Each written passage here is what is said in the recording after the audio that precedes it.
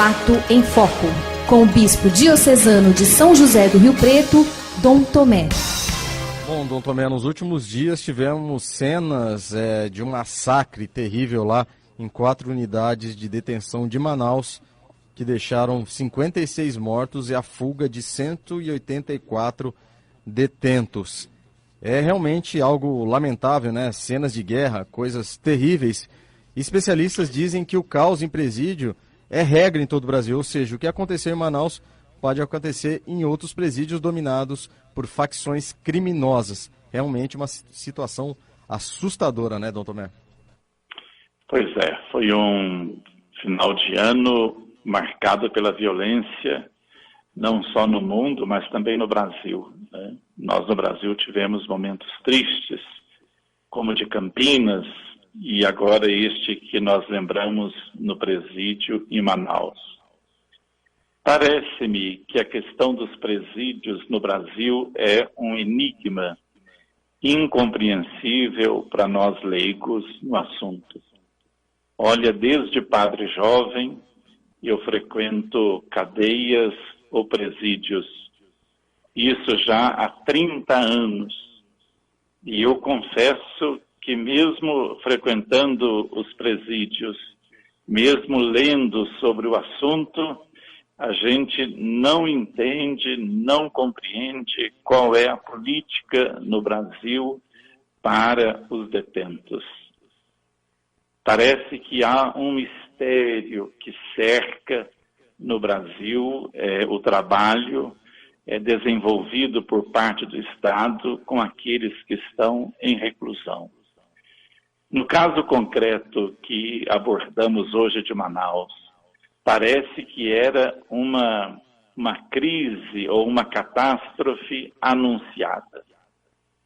Diversos organismos nacionais de direitos humanos, da OAB, até mesmo da Igreja, já tinham se manifestado no último ano, ao menos, e acredito que também antes, pelo que pude ler, sobre o caos que reinava neste presídio.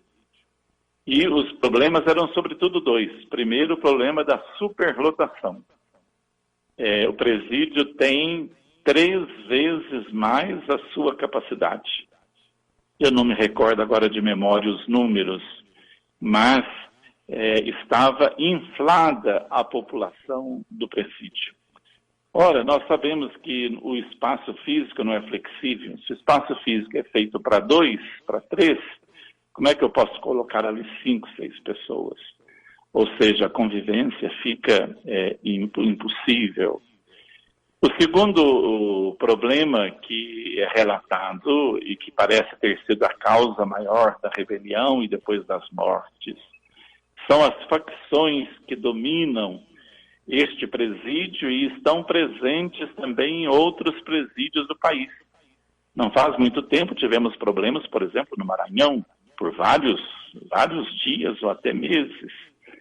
Ou seja, na ausência de uma política Tivemos um problema aí na ligação com o Dom Tomé, a gente vai já resgatar, né, falando desse caso terrível, né, esse massacre de 56 presos e mais de 140 que fugiram, e isso infelizmente é uma realidade que não é apenas em Manaus. Nós podemos ter situações como essas a qualquer local do país, então realmente bastante preocupante. A gente está tentando o contato, né, restabelecer o contato com o Dom Tomé, ele já está aqui na linha e vai continuar falando, né, sobre essa questão do massacre e de tudo o que isso representa, né, e que pode vir a representar em outros presídios, outras unidades prisionais aqui em todo o país, né, Dom Tomé?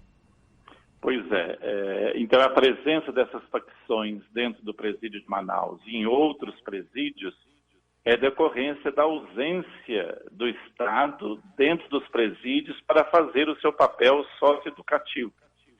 Ora, se não há presença do Estado neste trabalho de reeducação e de reinserção do preso, do presidiário, então eles vão criando as suas próprias leis, vão criando as suas próprias normas, às vezes vão ditando essas leis e essas normas até para a sociedade ou algumas partes das grandes cidades que estão sob o seu domínio.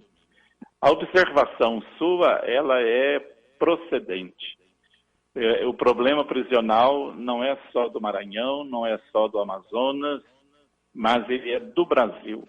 Parece-me que não há um estado no Brasil onde não há uma incógnita ou problema relativo ao sistema prisional.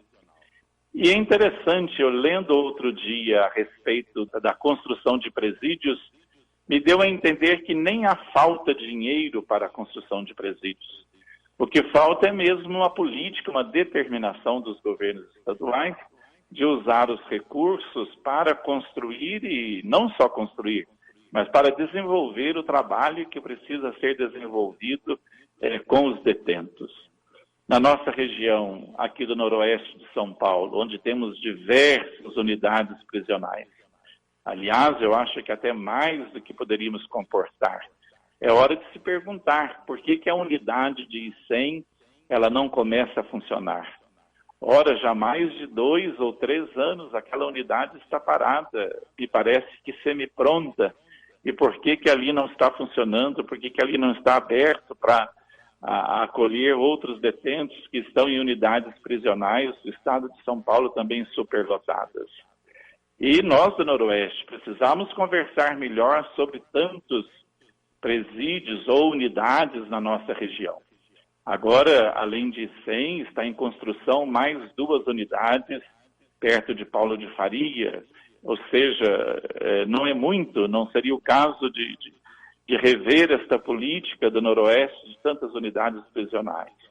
Enfim, essa questão, este problema ocorrido em Manaus, é uma provocação para que nós também possamos pensar na nossa realidade tão próxima e com tantas unidades aqui no noroeste do estado de São Paulo. Sem contar que todas essas unidades, indistintamente, estão com superlotação, o que só agrava a preocupação de alguma rebelião ou algo parecido. O CDP, a última vez lá, são 700 para 700 presos, já chegou a 1.600, 1.500, e isso só agrava a possibilidade de atos como esse que ocorreram em Manaus. Então, por isso, é preciso muito cuidado, né, doutor Tomé? É verdade. A superpopulação é um fenômeno nacional. E o estado de São Paulo é o estado que mais prende no Brasil. E é também o que tem mais unidades prisionais. Mas ainda em número insuficiente. Também nos presídios do estado de São Paulo há o fenômeno da superlotação. E é uma questão que diz muito respeito a nós, porque, como disse, temos diversas unidades aqui na nossa região. Rio Preto, Icém, Paulo de Faria, Riolândia, temos 3 fundações casa, bem pertinho de nós. Então é um assunto que nos diz muito respeito e que, enquanto sociedade, precisamos conversar mais e acompanhar a política do Estado sobre este assunto. Sem dúvida. Dom Tomé, muito obrigado pelas informações, um forte abraço e até amanhã. Um abraço e nos encontramos amanhã neste mesmo horário.